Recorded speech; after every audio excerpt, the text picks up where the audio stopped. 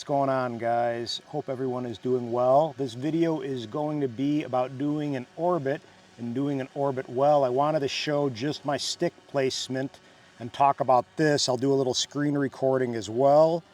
Got that going. And a good thing, I thought I was going to be able to do a couple different angles, but I forgot a tripod. So anyway, with that being said, I am going to fly over, get this drone sound. I'm using my Mavic 3 Pro. But a good thing to start with and to practice with, orbits are a really great maneuver. You can go either way. You can add to an orbit, so it's really good to get orbits nailed, in my opinion, in your arsenal. So, meaning in your maneuver arsenal. But regardless, a water tower is a great thing because usually they're in the open like this one, and you can just kind of practice.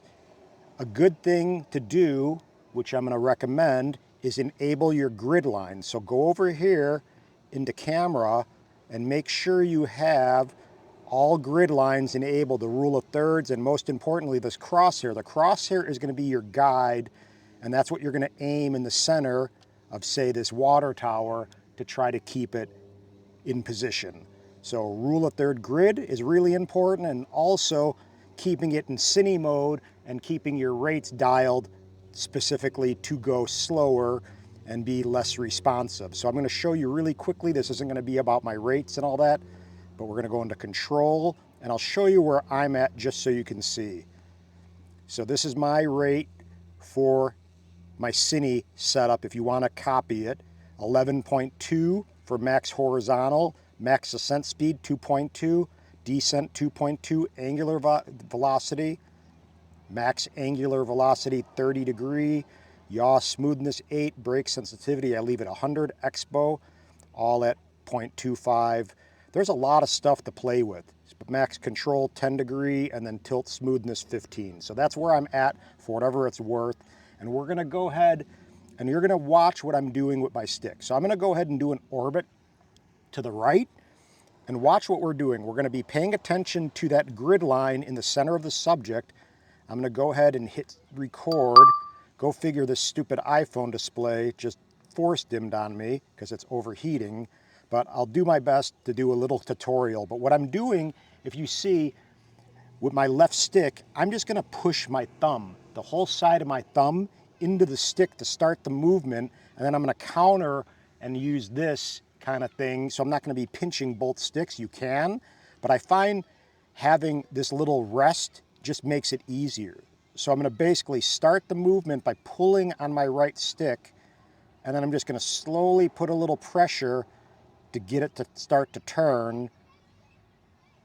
And then you can go a little faster, and I'm just essentially holding my thumb with my left, just pushing on the side of the stick. And you can start to see, again, it's not that easy when you're talking through it, but pretty decent and pretty easy. You're just really maintaining smoothness and control and make sure your thumb does not move. So I kind of lock my left thumb into place and you see, pretty good. Not perfect because I'm talking. And then if you wanted to add another little movement, you can start rolling the gimbal up or something, for example. But just know, and we can go the other way too. So now I'm going to go and use the right stick and I'll kind of push the right side of my thumb, and now watch. You could actually push on the side of the sticks with the side of your thumbs like this and do a movement too, just focusing on that crosshair staying. And if you start swaying a little bit, just let off the right stick, or meaning let off the stick that's going to get you back into the right movement. But orbits are really crucial, and you don't necessarily need to hold both sticks, because if I'm pinching both sticks, let me try. My wrist is hurt because I hurt it, and if I'm just kind of pinching the side of the sticks, let me see what happens. I'm going to go a little bit. I mean, you can still do it, but I'm just trying to show you a couple different ways that I found to be a little easier. And I personally think resting your side of your thumb, again, this part of your thumb, pushing it onto, I'll record a little bit, pushing and then pulling on the other stick. And you see, you kind of just eventually slide and stick into that movement where you're kind of nailing it. Not perfect. Let me get a little bit more centered.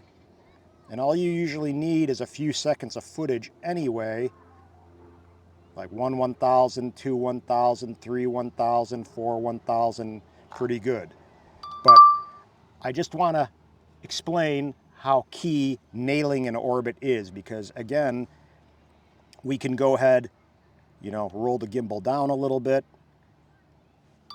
and then we can start. I'll put my little index finger, and then I can start doing an orbit, and then maybe rotating up a little bit.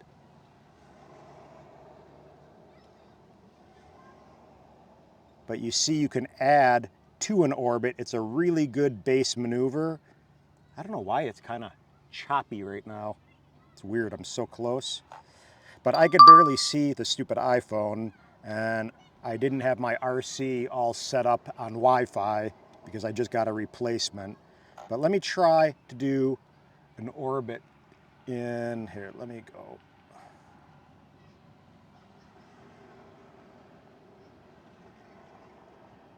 So I'm going to go a little closer. I'm watching the drone too. There we go. A little harder when it's this tight. And I don't know why it's kind of laggy, which is weird. I'm going to go back into cine mode, and I'm going to just go ahead and we'll try.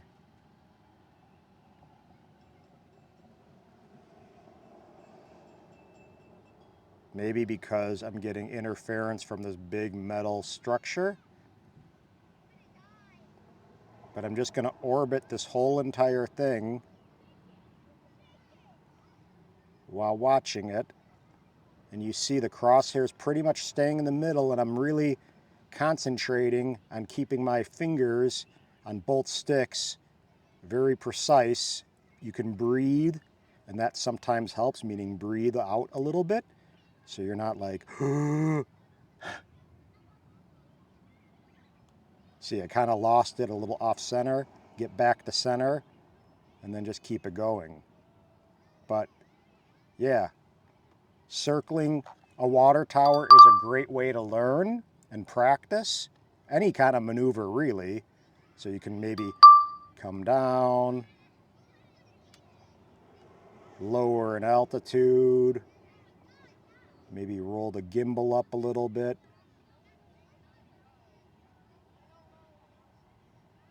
So you could practice all kinds of different maneuvers and movements with an object like this. So I'm hoping it helps.